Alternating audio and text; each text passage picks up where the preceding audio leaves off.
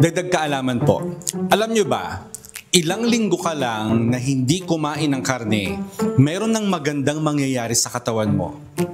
At hindi po biro yan ha, science mismo ang nagsasabi. Panoorin niyo po ito.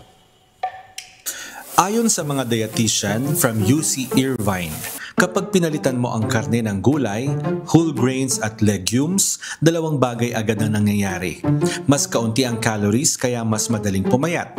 Bumababa ang blood pressure at blood sugar dahil sa potassium, magnesium at fiber ng plant foods. Isang 2018 study pa nga ang nagsabing pwedeng mabawasan ng 4 pounds ang timbang after a few months of going meat-free. At hindi lang yan. Kapag plant-based ang meals mo, nagbabago ang bacteria sa tiyan mo. Mas dumarami ang good bacteria na kayang mag-breakdown ng fiber at nababawasan ang bacteria na nagpa-process ng karne na konektado sa inflammation. Sa Stanford study, bumaba ang isang klase ng bacteria na may link sa sakit at pamamaga.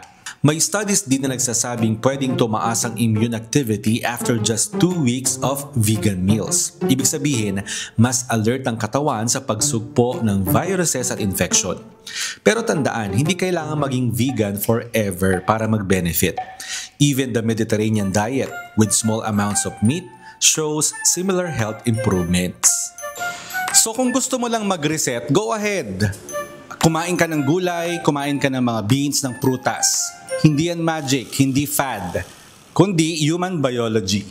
Sana may natutuhan kayo at laging tatandaan, mapalad po ang tao na nakakasumpo ng karunungan at ang tao na nagtatamo ng kaunawaan.